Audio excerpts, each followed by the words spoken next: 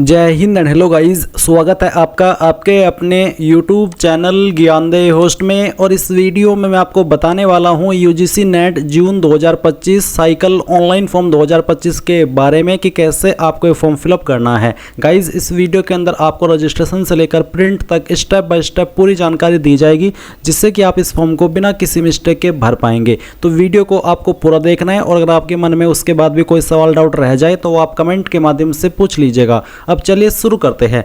Guys, अगर आपने अभी तक वीडियो को लाइक शेयर नहीं किया तो कर दीजिए और चैनल के ऊपर नए हैं तो चैनल को सब्सक्राइब करके बेल आइकन ऑन कर लेना। फिर जो लिंक मैंने आपको इस वीडियो के डिस्क्रिप्शन में दिया है आप ओपन करेंगे। ओपन करने के बाद आपको जानने को मिलेगा कि गाइज यहाँ पर कौन सी कैटेगरी को क्या एप्लीकेशन फीस पे करनी है। और अगर बात करें कि कब से लेकर कब तक फॉर्म को भरेंगे तो आप 16 अप्रैल 2025 से लेकर के 7 मई 2025 तक फॉर्म को भर पाएंगे।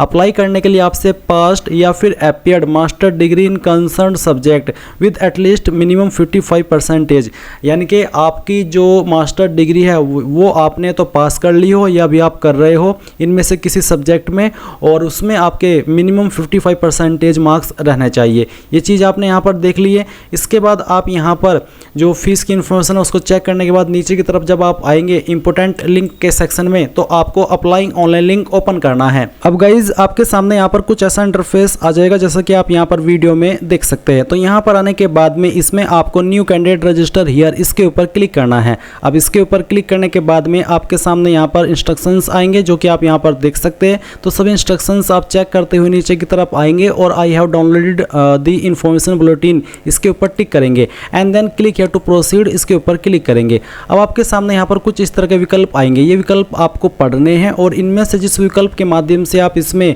अपनी पहचान सत्यापित करना चाहते हैं वही माध्यम सेलेक्ट कर लेंगे। जैसे कि अगर मैं पहले माध्यम का आपको अगर रीड करके बताऊं तो बोला है कि मेरे पास आधार नंबर है और मैं आधार नंबर का उपयोग करके अपना लॉगिन बनाना चाहता हूं या फिर चाहती हूं। साथ ही मैं परीक्षा के विभिन्न चरणों में प्रमाणीकरण उद्देश्यों के लिए आधार डेटा का उपयोग करने के लिए अपनी सहमति प्रदान करता हूं या फिर करती हूं। तो अगर आप इसके माध्यम से होना चाहते तो आप ये वाला ऑप्शन टिक कर देंगे और फिर यहाँ पर अपना आधार नंबर डालने के बाद जनरेट OTP करेंगे। आपके उस नंबर पर OTP जाएगा जो कि आधार कार्ड के साथ में लिंक है, जो कि आपको यहाँ पर वेरीफाई कर देना है और फिर आप यहाँ पर इसमें नेक्स्ट कर देंगे। फिर गाइज, यहाँ पर आप सेकंड नंबर पर देखेंगे कि आपके पास डिजिलॉकर अकाउंट है और आप उसके माध्यम से लॉगिन करके अपनी पहचान प्रमाणित करना चाहते हैं या फिर चाहती है, तो आप ये वाला ऑप्शन सेलेक्ट कर लेंगे। इसके बाद है फिर कि मेरे पास डिजिलॉकर अकाउंट नहीं है और मैं इसको क्रिएट करते हुए अपनी पहचान प्रमाणित करना चाहता हूँ, तो आप ये वाला ऑप्शन सेलेक्ट करेंगे। फिर एक है ABC ID का, तो अगर आपके पास ABC ID है तो आप ये वाला ऑप्शन सेलेक्ट कर लेंगे। अगर आपके पास ABC ID नहीं है और आप उसको क्रिएट करते हुए अपनी पहचान प्रमाणित करना चाहते तो आप ये वाला ऑप्शन सेलेक्ट कर लेंगे। फिर है कि आपके पास पासपोर्ट है और आप उसके माध्यम से आप इसमें लॉगिन होना चाहते तो आप ये वाला ऑप्शन टिक करेंगे। इसके बाद है कि आपके पास पैन कार्ड है और आप उसके माध्यम से लॉगिन करके आगे फॉर्म के लिए बढ़ना चाहते तो आप ये वाला ऑप्शन टिक कर लेंगे। और या फिर I have other government academic school और college identity proof with photograph and wish to create my login using other government, यानी कि इनमें से किसी ID का इस्तेमाल करके आप अपनी पहचान प्रमाणित करना चाहते हैं तो आप ये वाला माध्यम सेलेक्ट कर लेंगे। तो बेसिकली कहने का ये मतलब है कि आप इनमें से कोई एक माध्यम का इस्तेमाल कर लीजिए और जो भी माध्यम आप सेलेक्ट कर रहे हैं वो यहाँ पर उसकी डिटेल्स देने के बाद आप क्लिक या टू प्रोसीड के ऊपर क्लिक करेंगे। अब गाइज, आप यहाँ पर आपकी पर्सनल डिटेल फिल करेंगे। तो सबसे पहले आपको आपका नाम डालना है। ये नाम आप आपका 10th के सर्टिफिकेट के अकॉर्डिंग फिल करिएगा या फिर जो भी आप अपना नाम लेकर के चल रहे हैं अपने डॉक्यूमेंट में वो नाम आपको यहाँ पर फिल करना है। इसके बाद आप यहाँ पर आपका फादर नेम एंटर करेंगे और फिर गाइज आपको यहाँ पर आपकी माताजी का नाम एंटर करना है एंड देन जो भी आपकी डेट ऑफ बर्थ है वो आपको सिलेक्ट कर लेनी है। पहले डे, फिर उसके बाद में मंथ और फिर जो भी आपका ईयर है वो भी आपको सिलेक्ट कर लेना है। उसके बाद आप आपका ईमेल एड्रेस यहाँ पर डालेंगे। ईमेल एड्रेस को दोबारा डाल करके वेरीफाई कर देंगे। अपना जेंडर आप यहाँ पर सिलेक्ट कर लेंगे। फिर मोबाइल नंबर डालेंगे। मोबाइल नंबर को दोबारा डाल करके वेरीफाई करेंगे। कोई अन्य फ़ोन नंबर देना चाहते तो अल्टरनेट मोबाइल नंबर के अंदर दे देंगे, नहीं तो आप चाहे तो इस ऑप्शन को खाली भी छोड़ सकते हैं। फिर नेशनलिटी के अंदर आप इंडियन सेलेक्ट कर लेंगे। आइडेंटिटी टाइप में आप यहाँ पर कोई भी एक ID सेलेक्ट कर लीजिएगा। जो भी ID आपने सेलेक्ट की है उसका नंबर आपको आइडेंटिफिकेशन नंबर के अंदर डाल देना है। फिर आता है प्रेजेंट एड्रेस, तो जो भी आपका प्रेजेंट एड्रेस है वो आपको यहाँ पर भरना है।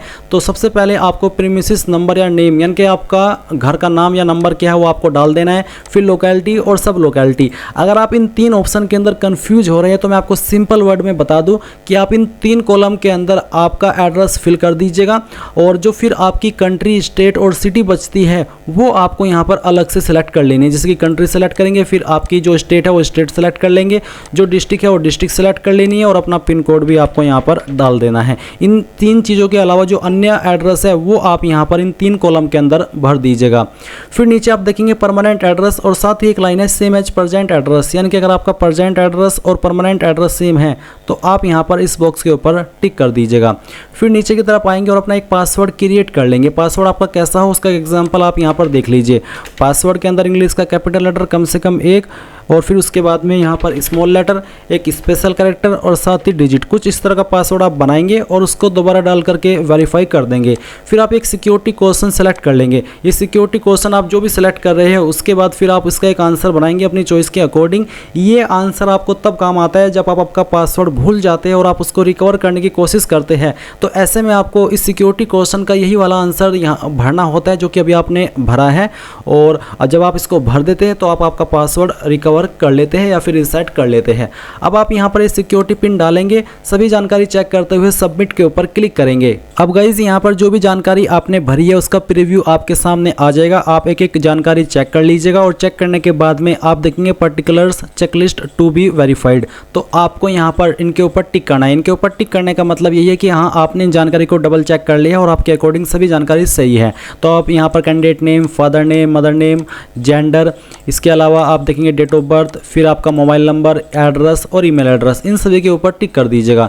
जैसे टिक कर दें आप यहाँ पर आई एग्री के ऊपर टिक करेंगे एंड फिर आप नीचे देखेंगे एडिट रजिस्ट्रेशन फॉर्म और सबमिट एंड सेंड ओटीपी। तो अगर आपको लगता है अभी भी कोई जानकारी गलत हो गई है और आप उसके अंदर जानकारी को सही करना चाहते हैं, एडिट करना चाहते हैं, तो आप एडिट रजिस्ट्रेशन फॉर्म के ऊपर क्लिक करके एडिट कर ले। नहीं तो आपको अगर लगता है कि यहाँ सभी जानकारी सही है तो आप सबमिट एंड सेंड ओटीपी इसके ऊपर क्लिक करेंगे और यहाँ से यस कर देंगे। यस करने के बाद में गाइज जो भी आपने नंबर रजिस्टर किया है इसके ऊपर एक ओटीपी जाएगा जो कि आपको यहाँ पर डालना है। पहले गाइज आपको यहाँ पर ईमेल के ऊपर ओटीपी जाएगा और उसके बाद में आपको नंबर के ऊपर ओटीपी देखने को मिलेगा। तो आपको आपकी ईमेल चेक करनी है जिस ईमेल को अभी आपने यहाँ पर रजिस्टर किया है। तो गाइज यहाँ पर मुझे ओटीपी मिल चुका है, मैंने यहाँ पर ओटीपी डाला, उसके बाद में सिक्योरिटी पिन फिल किया और उसके बाद में वेरीफाई आप इसके ऊपर क्लिक करिएगा।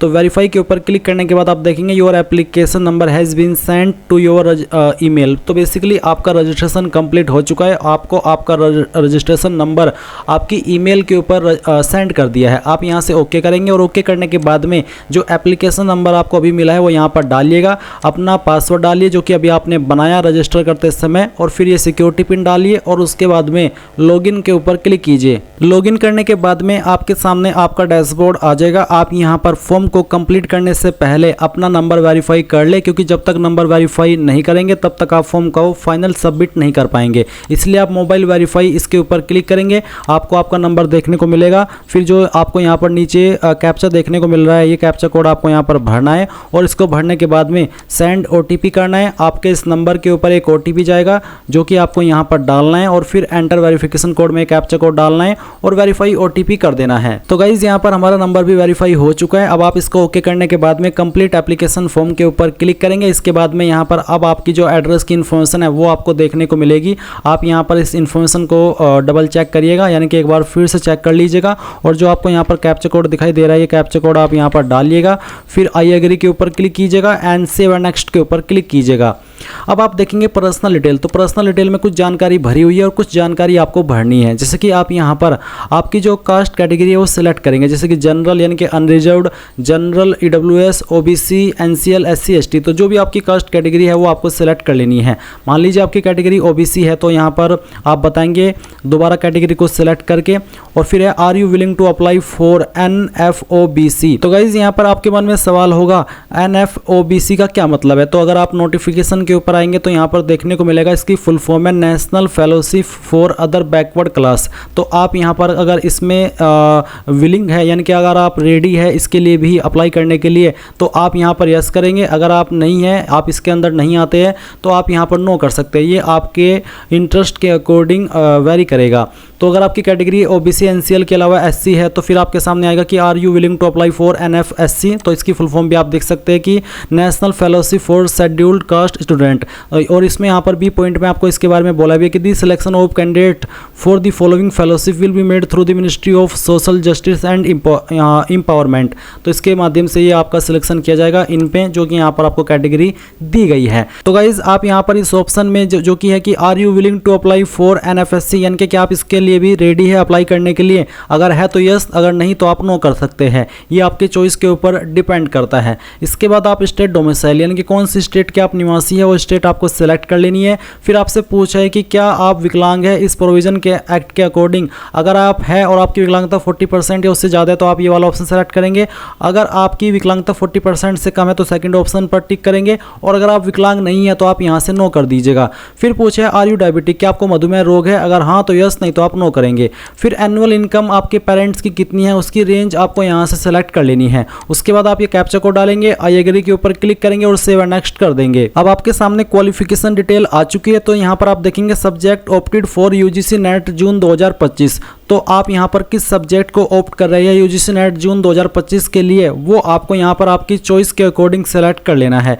ये सेलेक्ट करने के बाद आप देखेंगे confirm subject opted for NET, यानी कि आपने जो सब्जेक्ट अभी सेलेक्ट किया उसको दोबारा सेलेक्ट करके आपको वेरीफाई कर देना है। क्वेश्चन पेपर मीडियम क्या रखना चाहते हैं, इंग्लिश या फिर हिंदी। तो जो भी रखना चाहते हैं वही आप सेलेक्ट कर लीजिए, उसको दोबारा सेलेक्ट करके वेरीफाई कर दीजिए। फिर एक qualification detail for UGC NET June 2025। I want to apply UGC NET June 2025 on the basis of, किस बेसिस पर आप अप्लाई करना चाहते हैं, 4 ईयर अंडर ग्रेजुएट प्रोग्राम या फिर मास्टर डिग्री। तो आप जिसके माध्यम से भी इसमें अप्लाई कर रहे हैं, अगर आपने 4 ईयर अंडर ग्रेजुएट प्रोग्राम चुना है तो आपको बताना कि आप पास कर चुके हैं या फिर आप अभी कर रहे हैं या फिर रिजल्ट का वेट कर रहे हैं। उसके बाद आप ईयर ऑफ पासिंग या फिर अपीयरिंग बताएंगे, 4 ईयर अंडर ग्रेजुएट प्रोग्राम बताएंगे कि आपके पास बेसिकली कौन सा कोर्स है जो आपने किया है या फिर कर रहे हैं, और उसके बाद आपको बताना होगा कि अभी फाइनल ईयर के अंदर है। अगर हाँ तो यस, नहीं तो आपको नो करना होगा।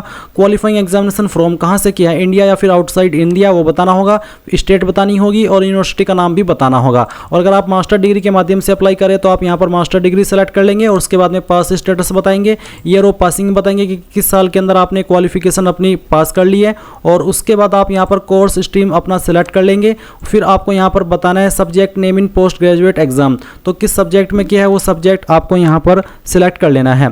ये सिलेक्ट करने के बाद में आप देखेंगे क्वालिफाइंग एग्जामिनेशन स्टेट, तो कौन सी स्टेट से किया है। तो पहले तो आपको यहाँ पर आपकी कंट्री बतानी है कहाँ से किया है, फिर आपको स्टेट बतानी है, और उसके बाद में यूनिवर्सिटी का नाम आपको यहाँ पर सिलेक्ट कर लेना है। और फिर आप देखेंगे रिजल्ट मोड, तो किसके अंदर है, परसेंटेज या सीजीपी है वो आप बताएंगे। फिर आपको यहाँ पर आपके टोटल मार्क्स डालने हैं। मैं एग्जाम्पल के लिए नंबर आपको फिल करके दिखा रहा हूँ, आप आपके रियल टोटल मार्क्स डालिएगा, कितने नंबर आपको आए थे वो यहाँ पर भरिएगा।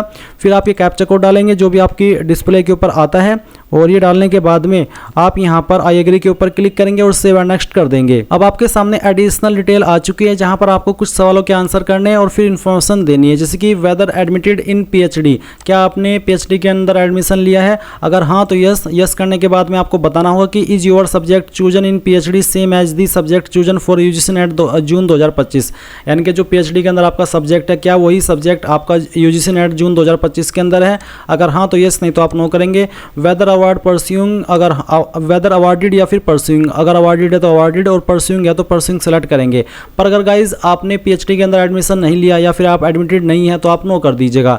फिर पूछा है whether master level examination had been completed by 19 September 1991 irrespective of date of declaration of result, क्या आपने मास्टर लेवल एग्जामिनेशन इससे पहले कर लिया था। अगर हाँ तो यस, नहीं तो आप नो करेंगे।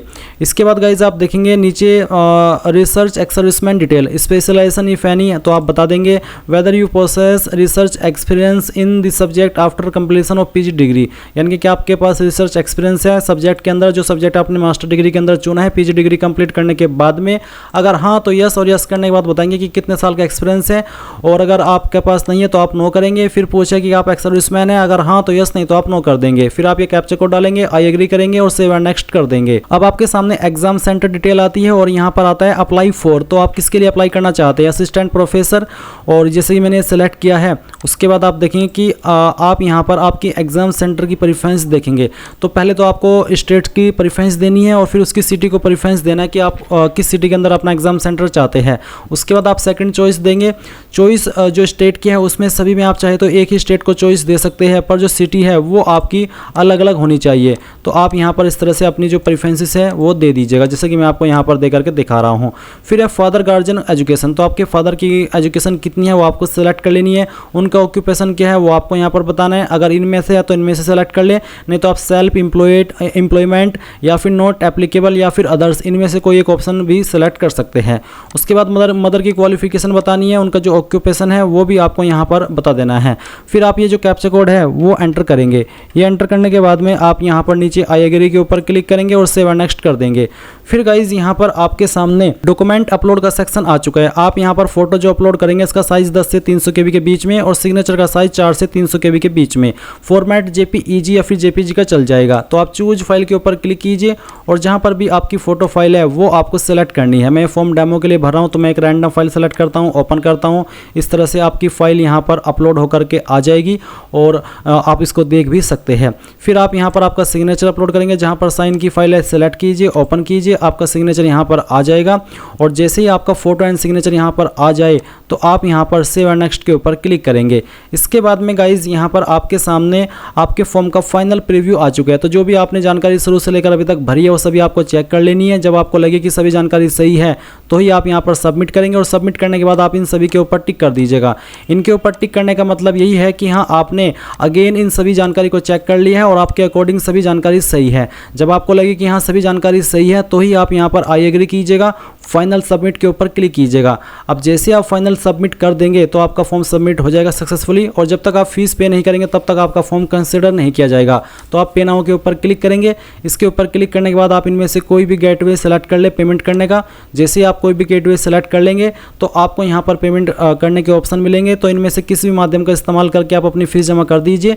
जैसे फीस अकाउंट से कट हो जाएगी तो आप अपना फॉर्म का फाइनल प्रिंट आउट ले पाएंगे और इस प्रकार से आप लोग UGC net June 2025 online form को भर पाएंगे। आई होप ये प्रोसेस आपको पसंद आया होगा। So thanks for watching. जय हिंद।